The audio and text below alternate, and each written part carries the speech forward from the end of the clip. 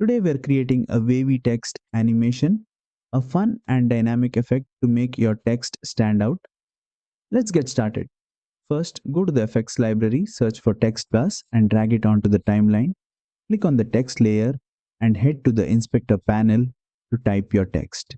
Make sure you adjust the font and color depending on the vibe of your video. Now open the effects library, search for waviness and drag it onto the text clip. This will instantly apply a wave-like motion to the text. To refine the effect, go to the inspector panel, change the type to horizontal to make the text move side to side instead of vertically.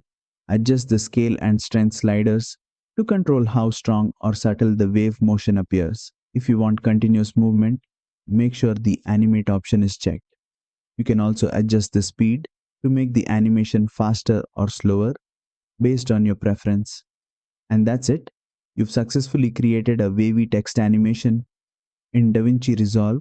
If this tutorial helped, don't forget to like, share, and subscribe for more DaVinci Resolve tutorials.